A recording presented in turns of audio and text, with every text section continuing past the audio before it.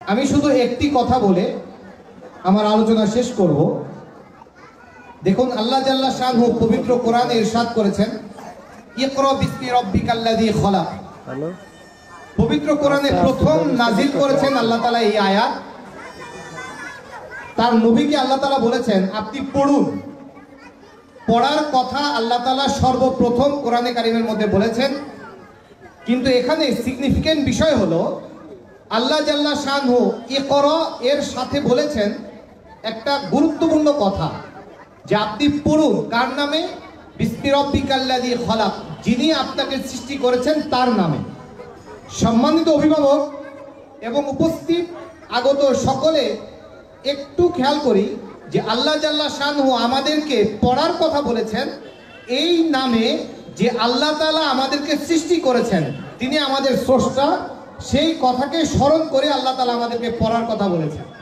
অর্থাৎ আমার পড়া, আমার শিক্ষা, আমার দীক্ষা, আমার চলাফেরা, প্রত্যেকটা কাজে আমাকে মনে রাখতে হবে। আল্লাহ জাল্লা শানহু আমাদেরকে বলে দিয়েছেন, আমাদেরকে মনে রাখতে হবে যে তিনি আমাদেরকে সৃষ্টি করেছেন।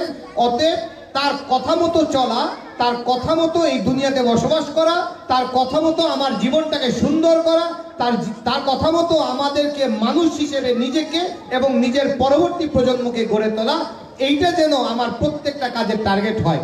এই আয়াত দ্বারা এই বিষয়টা বোঝা যাচ্ছে। অতএব আমরা আমাদের সন্তানদের পড়ালেখার জন্য সবাই খুব সতর্ক, সবাই খুব সজাগ, সবাই চিন্তায় থাকি যে আমার সন্তানকে আমি কিভাবে একজন মানুষ বানাতে পারি, শিক্ষিত মানুষ বানাতে পারি। কিন্তু আমি সকলের কাছে একটি প্রশ্ন রাখতে চাই, আপনি কি চান? আপনি কি এটা চান যে আপনার সন্তান একজন প্রকৃত মানুষ, শিক্ষিত এমনভাবে হবে, একজন শিক্ষিত মানুষ এমনভাবে হবে যে তার শিক্ষার আলোর দ্বারা তার পরিবার, তার সমাজ, তার রাষ্ট্র উপকৃত হবে? এরকম শিক্ষিত বানাতে চান সন্তানকে? নাকি সন্তানকে জাগতিক শিক্ষায় স্বার্থপরতার মাধ্যমে শিক্ষা অর্জন করিয়ে একজন স্বার্থবাদী মানুষ, বস্তুবাদী মানুষ হিসেবে গড়ে তুলতে চান? এটা আমাদেরকে চিন্তা করতে হবে, এটা আমাদেরকে সিদ্ধান্ত নিতে হবে। বর্তমানে আমরা যেই কঠিন সমস্যার ভিতর দিয়ে যাচ্ছি, আমাদের দেশ, আমাদের রাষ্ট্র, আমাদের সমাজ যে কঠিন চ্যালেঞ্জের ভিতর দিয়ে যাচ্ছে, আমাদেরকে সিদ্ধান্ত নিতে হবে যে আমরা পরবর্তী প্রজন্মকে কিভাবে গড়ে তুলব। আমরা কি পরবর্তী প্রজন্মকে এই মর্মে গড়ে তুলব যে তারা শিক্ষিত হয়ে, তারা দীক্ষিত হয়ে একটা সুস্থ সুন্দর সমাজ আমাদেরকে দিবে, তার পরিবারের প্রত্যেকটা মানুষের সাথে, তার পরিবারের, তার পিতামাতার সাথে, তার ভাই বোনের সাথে, তার পরিবারের প্রত্যেকটা ব্যক্তির সাথে সে সদাচরণ করবে, ভালো আচরণ করবে, ভালো মানুষই দেখিয়ে একটা উত্তম পরিবার গড়ে তুলবে, একটা উত্তম সমাজ গড়ে তুলবে।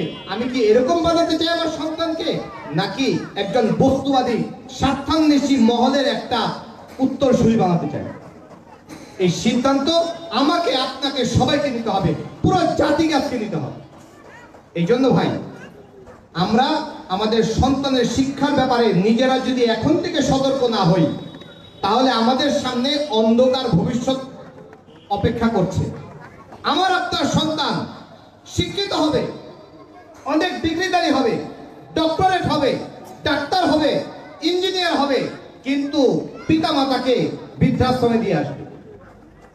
আমার আপনার সন্তান শিক্ষিত হবে, কিন্তু হবে ঘুষখোর, দুর্নীতিবাজ, জাতিকে, সমাজকে অন্ধকারের অতল গহ্বরে ঠেলে দিতে সে একটুও চিন্তা করবে না।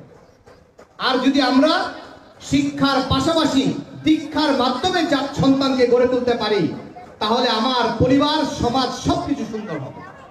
এই জন্য আমাদের সমাজ যেন সুন্দর হয়, আমাদের রাষ্ট্র যেন সুন্দর হয়, আমার পরিবারের সবাই যেন ভালো থাকে, এই কারণে আমাদের সন্তানকে উপযুক্ত শিক্ষা দিতে হবে, এমন শিক্ষায় শিক্ষিত করতে হবে যে শিক্ষার মাধ্যমে সন্তান প্রকৃত জ্ঞানের আলো পায় এবং তার পরিবারকে, তার সমাজকে, রাষ্ট্রকে জ্ঞানের আলোর মাধ্যমে আলোকিত করতে পারে। আল্লাহ জাল্লা শানহু আমাদের সবাইকে নিজের সন্তানের ব্যাপারে সঠিক সিদ্ধান্ত গ্রহণ করে সঠিক প্রতিষ্ঠানে দেওয়ার তৌফিক দান করুন।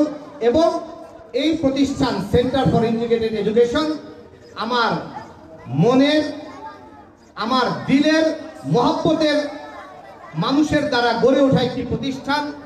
এই প্রতিষ্ঠান যেন খুব দ্রুত সফলতার উচ্চ শিখরে পৌঁছতে পারে, দেশের জন্য, সমাজের জন্য প্রকৃত খেদমত এবং সেবার মাধ্যমে সারা দেশে এমনকি সারা বিশ্বে সুনাম অর্জন করতে পারে, সেই কামনা করে আজকে আমার আলোচনা শেষ করছি। আল্লাহ জাল্লা শানহু আমাদের সবাইকে কবুল করুন, আমিন।